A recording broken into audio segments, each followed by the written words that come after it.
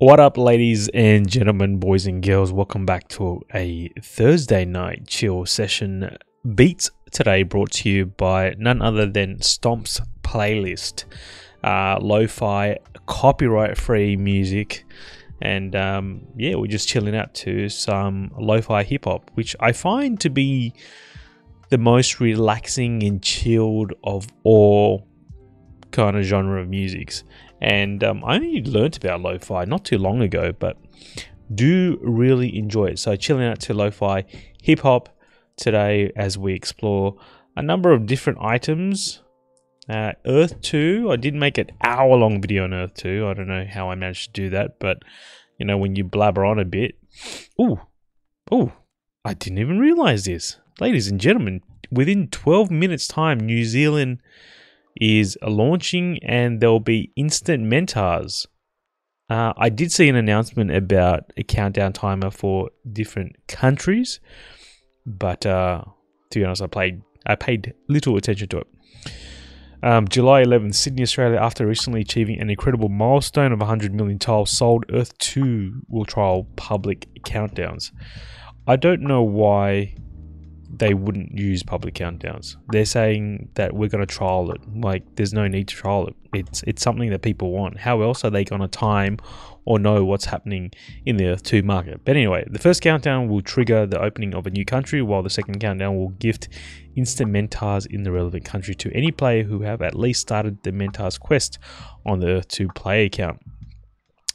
Since the Dubai countdown, Earth 2 has randomly released new countries without any public notice, which I question the idea behind that. Like, why would you do it without a countdown? Everyone would want a countdown. Like, we want to know what's happening. But yeah, so it only makes sense for me to have a countdown.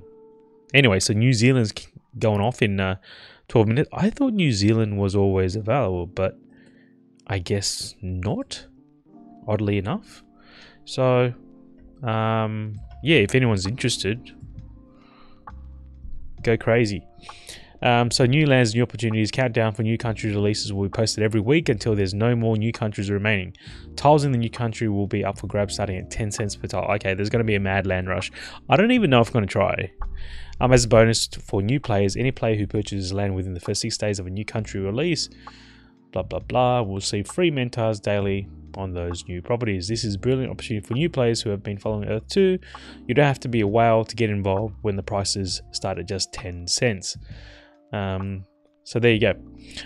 I might just, since I'm here and I wasn't expecting this to happen, I might as well join in on the countdown. Let's log in.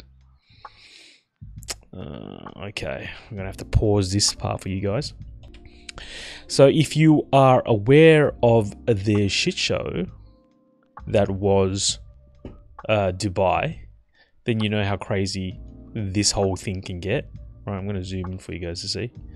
Yeah, so Dubai was a bit crazy. You know, people couldn't get in and there was a mad land rush, and I did it live on video, captured the moment where the whole system crashed, and it crashed multiple times. Anyway, it is what it is. So here I am logged in. Haven't logged in for a while. 146 ether, transform. You gain 9.67 essence. Well, you know, it is what it is. Can't complain. As my son would say, as he's learnt from school, you get what you get and you don't get upset. Cute kitty learned that at school. Congratulations, your hollow building, my building, is now visible. So shout out to Pacey, because honestly, I didn't know too much about, you know, I knew about hollow buildings and how to kind of construct one, but I didn't understand the concept of placing one on your land. I still don't quite understand it, but regardless, I placed a hollow building. I think it will work as a repository for something later in the future. I don't know. And then I spent some time, again, shout out to some people in the Earth 2 community who jumped on that video and made some comments, enlightening me on a few tips and tricks. They did say that if you slot more than one Jamaica jewel, it doesn't help the production of, you know, essence. Because one Jamaica jewel like added 1%, I think it was, to the production of essence. So I thought, oh, okay, I'm gonna just smash, you know, 4 or 5 Jamaican jewels and increase my production by 5 or 6%. Thought I was a genius, but you know, obviously there's smarter people out there than me. But I realized when you do that, there's a little arrow saying that it's probably giving you diminishing returns. So I've just slotted a crack Jamaica, slotted a crack sunrise, and then some gold, because someone did mention that I have some gold resource tiles. So yeah. Yeah, so that's pretty much all I've been doing. Let's check out the countdown. Okay, so 7 minutes left. Oh my god, let's do this. Okay, 7 minutes left. Oh, every time. Please don't make me log in again. Alright, let's search for Auckland. New Zealand? Did I spell that right? No. I should be ashamed of myself. New Zealand is our neighboring country, and I don't even know. So, what do they mean? Like, there's heaps of tiles in Auckland that's already been bought, and they're saying that starting at 10 cents? Because this plot here was bought for $21.58. Right, and it's a plot of how many tiles? 152 tiles. Okay, so let's see. I need to zoom out. You guys won't be able to see this, but I need to zoom out to see where I can still buy. And I wonder what resources New Zealand does have at this point in time. And this is going to probably crash the system at this point in time. I imagine a whole bunch of other people are trying to zoom in and buy tiles in New Zealand. And how does it work? So, okay, I'm just gonna click this random piece here and see what happens. Because is this locked? Why is there a countdown? You know what I mean? Alright, I'm just gonna these 6 tiles here. Yep, I've selected 6 tiles. I can buy now? Can I?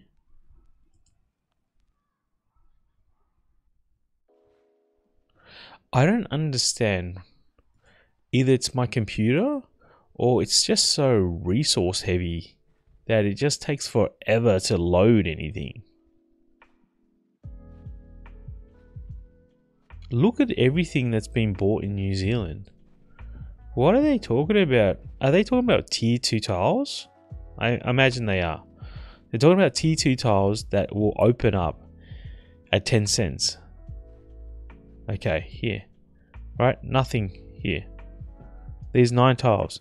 You literally can buy now at market value, $6 and... Alright, I'm going to zoom in for you guys to see. See, so I've selected 9 tiles. Buy now price, $4.55 per tile. And I can literally just buy it now.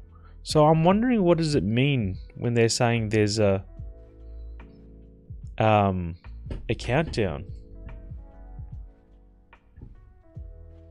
4 minutes now. Okay. Hopefully this works, or I've literally just wasted your guys' time. Meanwhile, I heard there's a big bank run in China. Let's read up on that. People are freaking out in China trying to get their money out. Let's see if there's a trusty news outlet. I don't know. Let's just go tokenist.com. No, that sounds a bit dodgy. CNN. Let's go CNN.com. Surely they're not biased. China crushes a mass protest by bank depositors demanding their life savings back. Alright, we can watch this video, but I'm also anxious, wanting to get into this Earth too. 3 minutes, 22 seconds. I probably should read more. Alright, here I'm just going to Buy land. Since the Dubai countdowns, blah blah blah. Players with an opportunity to secure land at a highly desirable entry price of 10 cents.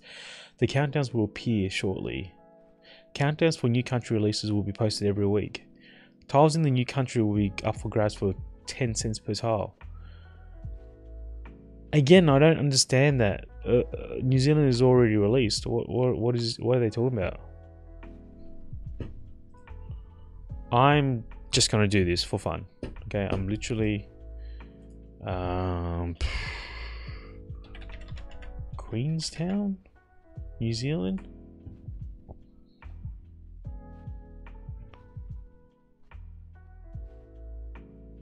All right, I'm literally. Hopefully this loads. And how far away are we? 2 minutes away. Okay, I'm just gonna buy this whole plot here. So it's telling me it's gonna cost $68. But again, I don't understand. Am I missing something? Am I too stupid? I don't understand what's happening here. Because I have an option to buy it already. So what is this new land? Instant mentars in New Zealand. Oh, so if you buy any land, you just get instant mentars. So this is not a new. Oh, what an idiot! So dumb. Okay, I got too excited. I got ahead of myself. Got too excited. I thought they were releasing New Zealand tiles at 10 cents, but no. I believe that any land that you buy, current value in New Zealand, you just get an instant mentor. Not interested. Okay, I'm just gonna see, because I imagine some people probably just read that and were like me, like, oh, 10 cents tiles, we're gonna go buy a whole bunch. But no, in fact, it's just instant mentors. This is a good test. Let's see if the servers crash. You know, this is not a land rush. This is not 10 cent tiles. This is just mentors. So that alone, we'll see if that causes a craze, a mass influx of new players. So right now, alright, I'm going to clear this. Can we clear this?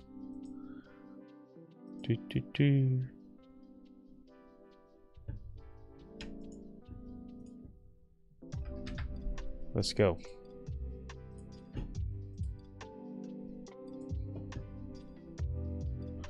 Okay, I think we're active. 9 seconds.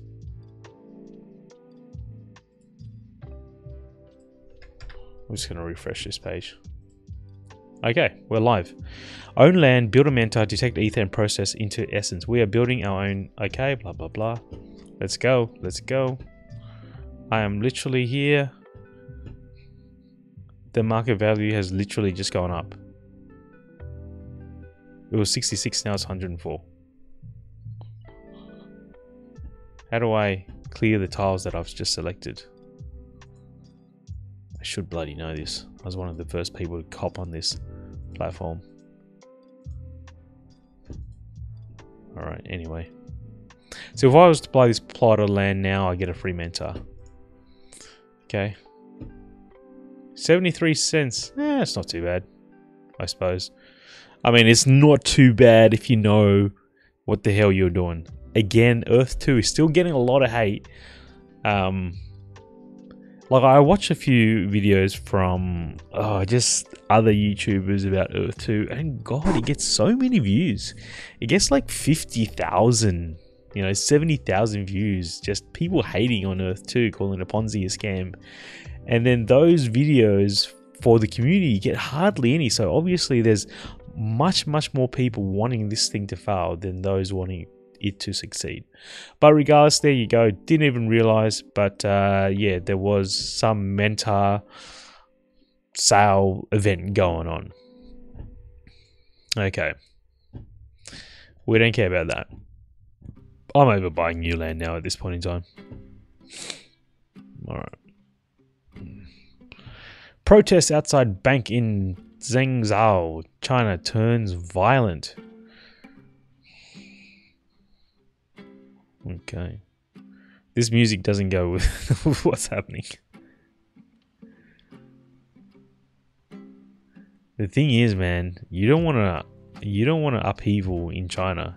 Like, the thing with Chinese people and the amount of people within that country, the population, things can spread like wildfire really fast. But the thing with a totalitarian authoritarian government, you know, Communist Party government like China, is they crush it really fast. All right, and they kill people, and you won't even hear about it. They suppress that stuff on the news. So customers say some rural banks have kept deposits frozen since April. And yeah, like I said, man, they'll roll in their tanks if they need to. You know, your family members will go missing and you'll be silenced. Okay, so protest. Let's read. See if I can zoom in for you guys. Okay, Chinese authorities on Sunday violently dispersed a peaceful protest by hundreds of depositors who sought in vain to demand their life savings back from banks that have run into deepening cash crisis. There is a liquidity crisis in the major 4 banks in China since April. 4 rural banks, maybe not major banks, rural banks in China's central Henan province have frozen millions of dollars worth of deposits, threatening the livelihoods of hundreds of thousands of customers in an economy already battered by draconian COVID lockdowns. Anguished depositors have staged several demonstrations in the city of Zhengzhou, the provincial capital of Henan, over the past 2 months, but their demands have invariably fallen on deaf ears. On Sunday, more than 1,000 depositors from across China gathered outside Zhengzhou branch of country's central bank, the People's Bank of China, to launch their largest protest yet. More than half a dozen protesters told CNN. So, this is the problem, guys. You lend your money to the banks, right? You're lending them money, they're taking that money, they're investing it in whatever it is, and they're taking the profits, and they're giving you piddly 0.1% for your cash deposits, right? And they're taking the rest, and they've just frozen withdrawals, frozen people's assets. Why? Because they have a liquidity crisis. If everyone decided to pull their money out at the same time, all banks, not just banks in China, but all banks would have a liquidity problem. All right, they've invested in all these lot contracts, all these probably stocks that they can't sell immediately to give you all your money. So if there was a bank run, they'd have to freeze withdrawals like crypto has. Speaking of crypto, that's also been very disappointing. I've been looking at my Twitter feed over the past couple of days. Coinfession is one of the recent ones that I've followed. Coinfessions is anonymous crypto confessions. So, you know, whether it's real or not, who knows? But so people write in with their crypto confessions. Okay, it's anonymous. Oh, but yeah, recently there's an influx. For example, this one is like, I am the founder of a large blockchain project. I secretly hate our Discord community. They are the most toxic, ungrateful, disgusting, and idiotic group of people I have ever seen. They all have terrible ideas, and we would have tanked our project many times over if we had implemented even just one of them. So, Coinfessions is the confessions of crypto people out there. Speaking of crypto people, well, here's another one. I bought everything relatively early, but I also sold everything early. I sold a massive Doge stack at 0.07. I sold Sol at $5. I sold ADA at 30 cents. But worst of all, I sold a stack of SHIB for 15,000 that at the top would have been worth over $1 billion. I wake up every day and go into an office and think about the life I could have had. I think we've all been in that boat, haven't we? We just think, wish we were there. 9.1%. Is that the inflation rate? I can't remember. But yes, speaking about crypto, bank runs, and just no liquidity whatsoever. It's unfortunate to see the recent hacks that are happening in crypto. And the scary thing about crypto, and the reason why crypto won't become mainstream, won't be adopted, and won't go to the moon just yet. It will eventually, hopefully, once the technology gets mass adopted and the whole, people understand the decentralized ledger and that the node system, and that for things to be verified, you need, a consensus mechanism. But anyway, until that happens, until people understand that you shouldn't be keeping your crypto on exchanges and you need a cold wallet, and in order to use cold wallets, you need to set it up with with 12, 15, keys. Until people get to that stage where they can understand how that all works, it's not going to be mainstream. It's not going to be so easily adopted, right? Because it's hard. It's hard to understand all that. Even I struggle sometimes. I have to look at so many tutorials on how to just send my Bitcoin or whatever cryptocurrency from an exchange to a cold wallet, because the ledger doesn't have all the tokens available yet. So you have to send it to all these wallets online and through MetaMask and everything else.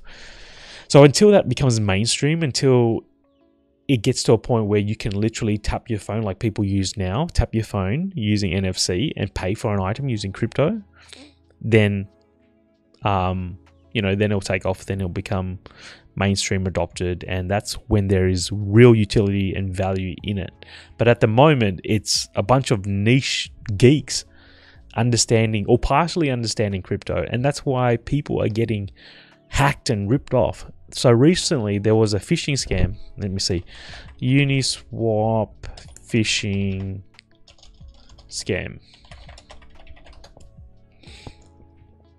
Right. So inside Bitcoin, phishing attack alert, 4.7 million stolen from Uniswap protocol. So hacks and accidental losses funds have become considerably common in the blockchain industry in recent months. Millions of dollars are stolen from various projects by exploiting bugs found in their code. So this is another problem. Like, this is the realm of the tech geek. All right. But yet the retail investor and the everyday person is trying to get a piece of this pie, not completely understanding how this all works, not understanding the code, not understanding how sensitive and how not foolproof some of this code can be. But anyway, there was a phishing scam that happened not too long ago where people were clicking on certain links because they were emailed out something that said they could be airdropped uni tokens, and they clicked on it, and I can't remember. MetaMask researcher Harry Denley mentioned that over 73,399 addresses were sent malicious tokens. These wallets were connected to Uniswap, and the information in the smart contract was linked to a fraudulent website posing as Uniswap. Based on how many fake liquidity provider tokens were received, the message claimed to airdrop uni tokens to liquidity providers. In exchange for rewards, liquidity providers provide their assets on Uniswap. The underlying smart contract, however, gained access to a user's wallet when a user responded to the phishing message, and thus resulted in lost funds. So a victim of the attack lost Warp Bitcoin and USDC worth over 8 million. So a person just lost $8 million, just one individual, on this phishing scam. And that's the scary part, right? Again, that's what I mean. And this is just human error. This is just them preying on human emotion, human vulnerability, human inexperience, human gullibility, human greed. All right. And people are just going to be negligent. There's no checks and balances in place when it comes to crypto, right? Like, a lot of people don't know how to read the contract, how to read the ledger, how to read the code. Like me included. I'll put my hand up. And they see something saying, hey, you could get airdropped free tokens, free for doing X, Y, and Z. And they click on it, and, these malicious groups of people get access to your MetaMask address. So on top of that, we see so many crypto exchanges, funds falling over. You know, Celsius Network filed for Chapter 11, bankruptcy. Then you hear about Three Arrows Capital going under as well. And then we all know about the Luna one, right? Terra Luna losing its peg, and then USDT completely collapsing. So this is a scary time for crypto, and again, it's just doesn't help with mass adoption. During the bull run, everyone's talking about mass adoption, how crypto will just go to the moon because, you know, Visa is buying it, major banks are adopting it, countries are adopting it as legal tender and currency. And then you do see this slow wave. It is a wave and it is progress of a kind, but then, like everything else in life, government is very slow to react, and government and legislation is slow to keep up. And a lot of the times the crypto niche people don't want legislation to catch up. They don't want regulators to jump in, because the whole idea of a decentralized system is that we, the people, hold our keys, hold ownership of our money. We are our own bank. That's what people like about it. But at the same time, you cry foul when you're subject to these hacks and scams. So there's so much risk when it comes to crypto and the crypto space. But the bank run in China also highlights the fact that, hey, this can happen even if you put your money in government, you know, centralized banks. If they literally put a freeze, you know, on your money, like, you may need it, right? You may have a mortgage to pay. Your money is deposited into the account, but they have chosen to frozen withdrawals. So, at least with crypto, you are the owner as long as you can access, you know, your wallet and the ledger is still functioning and online, you know, unless a EMP goes off and wipes out all computers, you should be okay. And I remember during the COVID protests in Canada, you know, the truck protests, I think they froze the withdrawals or the deposits for the truckers that were protesting, or the people that were protesting. And then what did they use? They used the ledger. They used cryptocurrency to get funding for that. So again, there's protections in place for the everyday person. And how many times have I wanted to buy something and it was on the weekend and I had to just wait till the banks were available for me to, you know, move funds across. Whereas I could have just used crypto, just could have used the ledger and get it sent instantaneously, cross borders, cross countries, cross currency. It's just so easy, right? So that's where people will see the value of cryptocurrency. I think that's the simple one. That's like a simple example. When you go to buy something and the banks are not available, it's like, that's when you realize, cryptocurrency is so useful in that sense. Anyway, I don't know why Twitter's down. What's happening with Twitter and Elon Musk? I'd be interested to know. Twitter is over capacity. How is Twitter over capacity? My God. Are they really struggling? While at NFT NYC, I got wasted and was walking late at night, so I decided to delete MetaMask and my notes where my seed phrases were. Oh dear Lord. In case I got robbed. Okay, paranoid much? I reinstalled them today and found out I didn't back up my notes. My accounts are not synced to any device. Down bad, like 100k plus bad.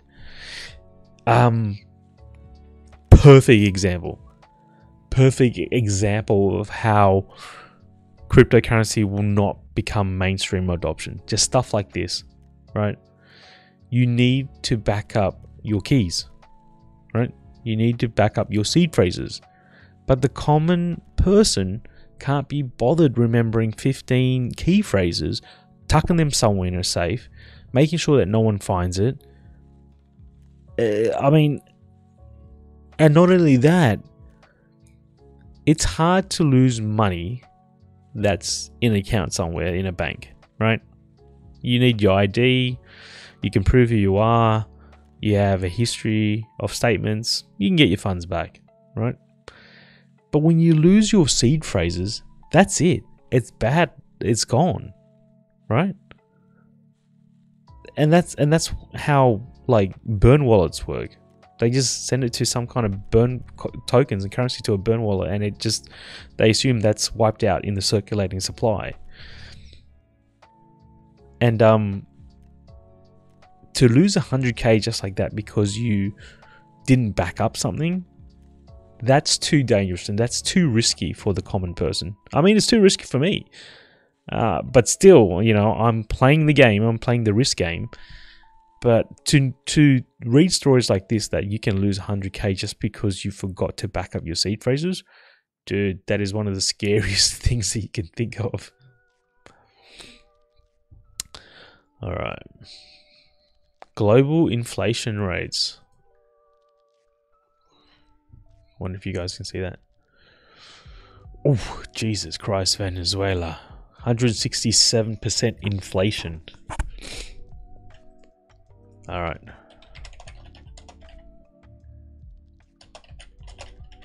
In Venezuela. So, Venezuela, 100 and something. Okay, this is a beautiful example of what inflation can do to the economy. Freedom Outpost, right? This is dated 2020, by the way. Here's a crash course in hyperinflation. Hyperinflation is when prices increase to ridiculous amounts very quickly, and it usually happens when a country's currency becomes worthless due to economic collapse or deficit spending. After the government prints more money that is backed by nothing, hyperinflation nearly ruined Zimbabwe after the government unrestrainedly printed money to fight a war. It reached a staggering 2.2 million% increase. The most famous case of hyperinflation occurred in the Weimar Republic of Germany in 1922 to 1923. In these cases, hyperinflation increased to whatever that is. I don't even know. Let me repeat one key point. Hyperinflation occurs to economic collapse and when the government prints too much worthless money. Okay, quantitative easing, right? So, we've all been there, all right? Pandemic. Government starts printing money, right? Printing money in order to ease the impact to the economy. Businesses closing down, helping people survive when they've lost their jobs, giving them COVID payments, like all this stuff, right? All this good socialist stuff, looking after the people. But at the same time, it's like you need something to back that money, right? Back in the day, it was gold. These days, the government spends based on how much they make from exports, GDP, depending on the resources of your country, right? What you sell. But during COVID, money was just flying out the door.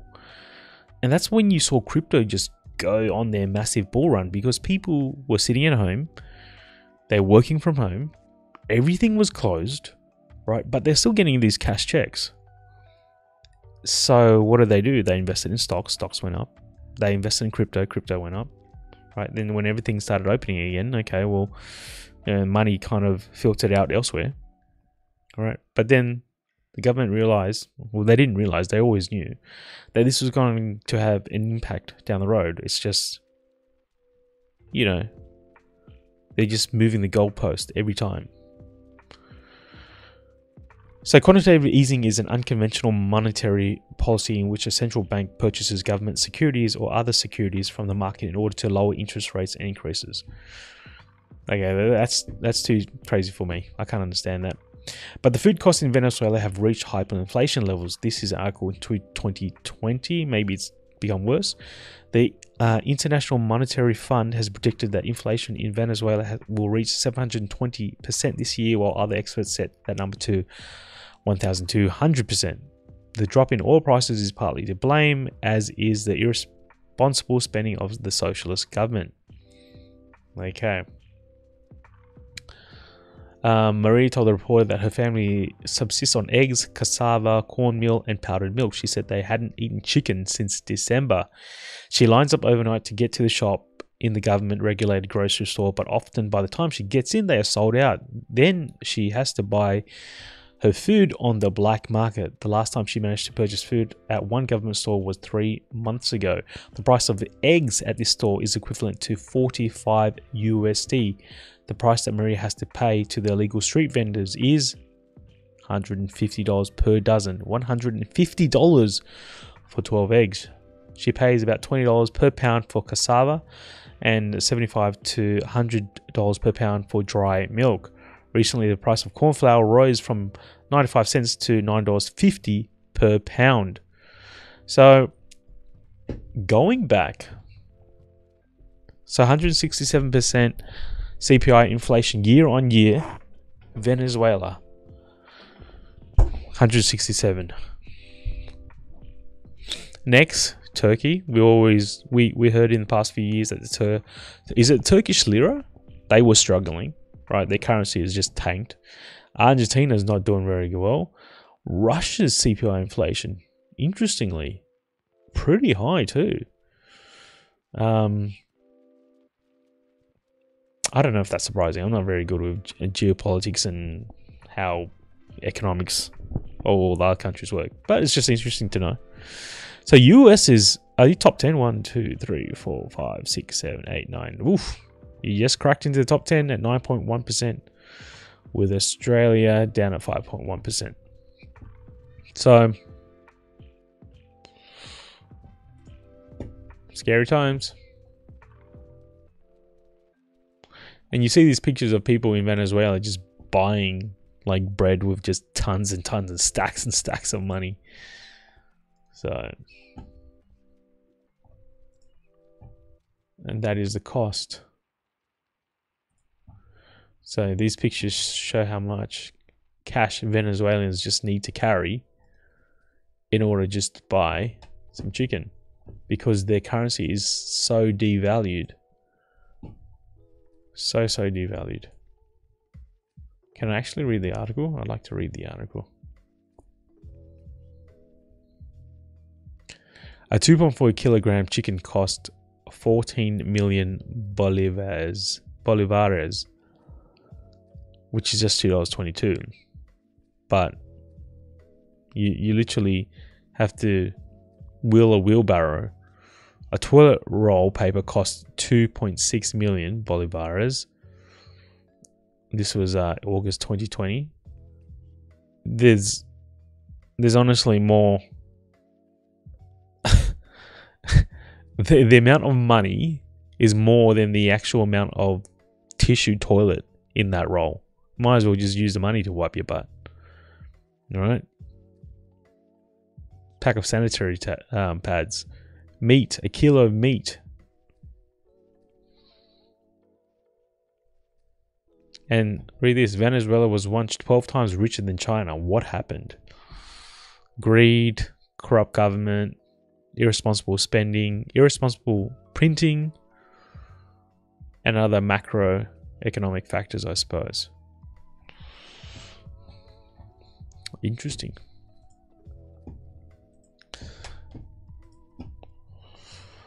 What's this? COVID-19 deaths by vaccination status in England. Oh God, I'm not gonna even start. Look. I'm not gonna touch this one. It's too hot of a topic. But take that as you may. However you wanna interpret that data, right?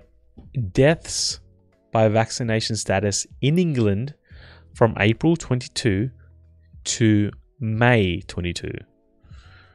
Vaccinated, 4.6 thousand deaths.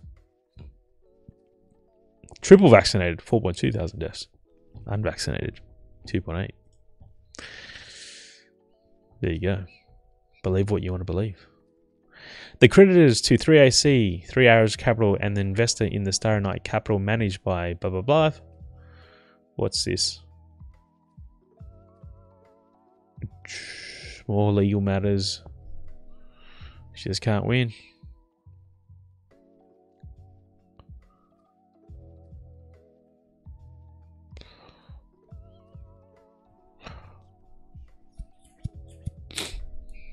Kind of like browsing through crypto Twitter. You never know what you're going to find. Oh, wow. One of the most massive single groups we have ever witnessed cross illegally at the border into Eagle Pass, Texas right now. The line of people went so far into the trees it's hard to get a count. Hundreds coyotes guiding them to water. Wow. So this is Mexicans crossing the border over through Texas? Yikes. Hey, this is real. This is real life. It's happening.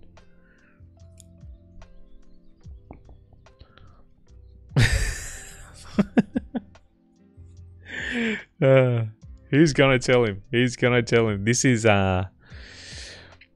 crypto domains. I brought a crypto domain as well, and I spelt Woolworths wrong. I thought I hit the jackpot when I was like Woolworths.crypto. And then I realized, oh my god, I spelled it wrong. And this guy's like Goggle Pay as opposed to Google Pay. So I was like, who's gonna tell him? Anyway, CZ Binance. 5 years ago tonight was unquestionably an all-nighter for the whole Binance team. Live trading starts noon tomorrow and still so much to do. And still so much to do today. Wow, the whole team was 25 people back then, and BNB Binance coin was 0.1 cent. I bought BNB coin when it was $18, and then overnight it went up to $280. I didn't realize. And I sold at a low. But wow, that's cool. Good to know. 5 years ago, on July 14th, the live trading was going to start. Wow, that Binance company has just done major,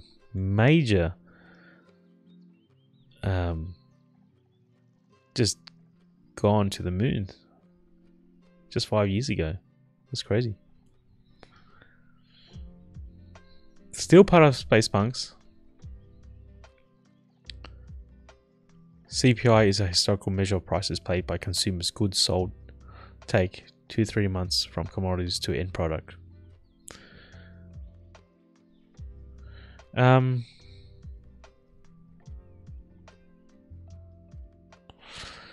Yeah, well,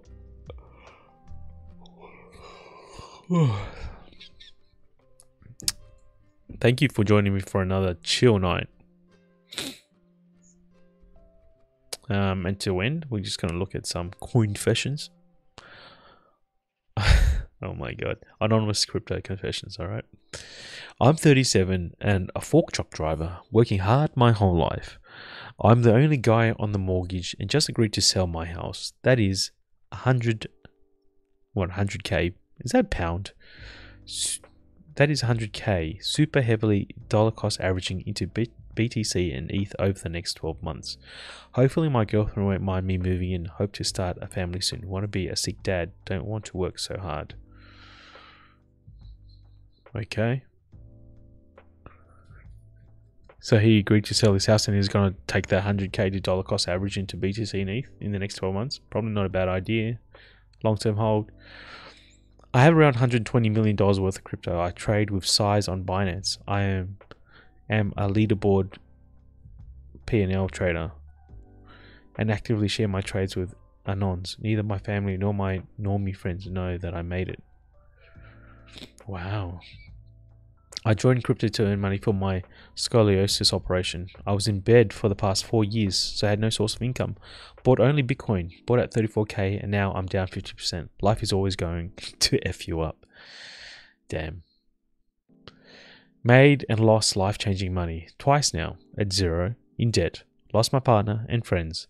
Have crippling anxiety attacks and depression. Brain tumors changed my life, and living isolated in lockdowns destroyed any self-confidence I used to have. A few years ago, I was a healthy, fit, smart, and driven young guy. Now I spend every night crying myself to sleep, and I'm petrified. That person will never come back. Oof. That's rough. And on that rough note, I'm going to end it here. Appreciate you spending some time chilling out with me on a Thursday night, looking at world economies, talking rubbish about crypto, and just frankly just chilling out.